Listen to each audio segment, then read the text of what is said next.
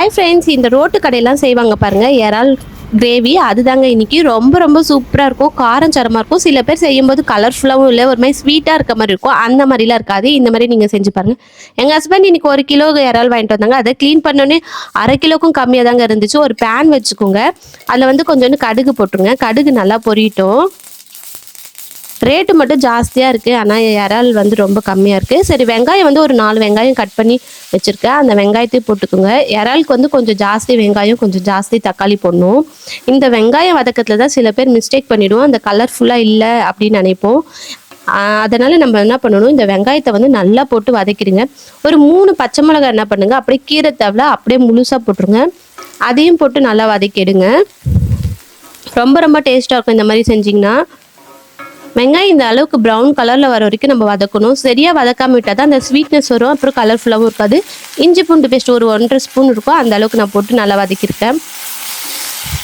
இந்த மசாலா எல்லாமே நல்லா போட்டு வதக்கிட்டு இருக்கணும். வெங்காயம், தக்காளி, இஞ்சி பூண்டு பேஸ்ட்டு இதெல்லாம் நல்லா போட்டு வதக்கணும். தக்காளி வந்து ஒரு 4-5 தக்காளி நான் கட் பண்ணி வச்சுருக்கேன். அதையும் நல்லா வதக்கி எடுத்துட்டு, இந்த தக்காளி, வெங்காயம், இந்த பச்சை மிளகாய், இஞ்சி பூண்டு பேஸ்ட் இதெல்லாம் நல்லா வதங்கிறதுக்காக நான் என்ன பண்ண போகிறேன், கொஞ்சோண்டு கல்லுப்பு போட்டுக்க போகிறேன். நான் இந்த ரெசிபிக்கு தேவையான கல்லுப்பு ஃபுல்லாக போட்டுற போகிறேன்.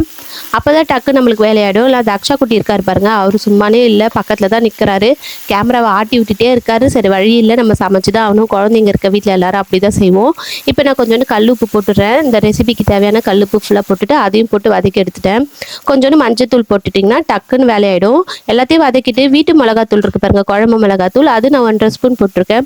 எங்கள் வீட்டு மிளகாத்தூள் ரொம்ப காரம் ஜாஸ்தியாக இருக்கும், ஸோ அதனால் நான் 1.5 ஸ்பூன் மட்டும் போட்டிருக்கேன். உங்கள் வீட்டில் எப்படி இருக்குமோ காரம் அதுக்கேற்ற மாதிரி போட்டுக்கோங்க. இப்போ இறால் நல்லா வாஷ் பண்ணிக்கோங்க. இறாலில் வந்து கொஞ்சம் கொஞ்சம் மண் இருக்க மாதிரி இருக்கும், அதனால நல்லா வாஷ் பண்ணி எடுத்துருங்க. நிறைய வாட்டி அலசி அலசி எடுத்துருங்க, இல்லாட்டி அந்த மண் இருக்க மாதிரி இருக்கும். நல்லா அலசி எடுத்துட்டு அது போட்டு நல்லா வதக்கி எடுத்துருங்க. இந்த இறால் வந்து ரொம்ப நேரம் நம்ம குக் பண்ணவே தேவையில்ல, டக்குன்னு ஆகிடும். இப்போ வந்து நான் கொஞ்சோண்டு கரம் மசாலா போட்டிருக்கேன், அதையும் போட்டு நல்லா கலரி விட்டேன். இறால் ரொம்ப நேரம் குக் பண்ணணும், அது வந்து ஹார்ட் ஆகிடும், ஒரு மாதிரி லப்பர் மாதிரி ஆகிடும், டேஸ்ட் எதுவுமே தெரியாது நம்மளுக்கு. ஒரு 2 நிமிஷத்தில் ஆகிடுது. அதனால தான் நம்ம வெங்காயம், தக்காளி, இஞ்சி பூண்டு பேஸ்ட் எல்லாம் நல்லா வதக்கிடணும். இப்போ மூடி போட்டு எடுத்தோன்னே அதுலேருந்து தண்ணிலாம் வெளியில் வந்திருக்கு பாருங்கள். மறுபடியும் கலரி விட்டுட்டு மூடி போட்டு எடுங்க. ரொம்ப சூப்பராக கொஞ்சம் திக்காயிடும். ஏன்னா இறால் வந்து டக்குன்னு ஆகிடும் வேலை, அதனால தான் இஞ்சி பூண்டு பேஸ்ட்டு, இந்த வெங்காய தக்காளிலாம் நம்ம வந்து ஃபஸ்ட்டே நல்லா வதக்கணும்.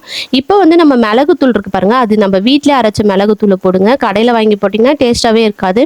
வீட்டிலே அரைச்சி அந்த மிளகுத்தூள் கொஞ்சம் ஜாஸ்தியாக போட்டுக்கோங்க, அப்போ தான் செம்ம டேஸ்ட்டாக இருக்கும். இப்போ கலரி விட்டு மூடி போட்டு ஒரு 2 செகண்ட் தான் எடுத்திங்கன்னா நல்லா ஆயிலெலாம் வெளியில் வந்து செம்ம டேஸ்ட்டாக இருக்கும், செம்ம வாசனையாகவும் இருக்கும். மறக்காமல் நீங்களும் இந்த மாதிரி ட்ரை பண்ணி பாருங்கள். ரொம்ப ரொம்ப சிம்பிள், ரொம்ப ரொம்ப ஈஸி, செம்ம டேஸ்ட்டாக இருக்கும். ஃபைனலாக வந்து கொத்தமல்லி நல்லா பொடி பொடியாக நான் கட் பண்ணி அலசி வச்சுருக்கேன். அந்த கொத்தமல்லியும் போட்டு கலரி விட்டிங்கன்னா சூப்பராக இறால் தொக்கு ரெடி ஆகிடும். இது வந்து சாம்பார் சாதத்துக்குலாம் செம்ம சூப்பராக இருக்கும், இல்லாட்டி சாதத்தில் போட்டு பரட்டி சாப்பிட்டாலும் ரொம்ப டேஸ்ட்டாக இருக்கும். மறக்காமல் இந்த வீடியோ பிடிச்சிருந்தா லைக் அண்ட் சப்ஸ்கிரைப் பண்ணுங்கள்.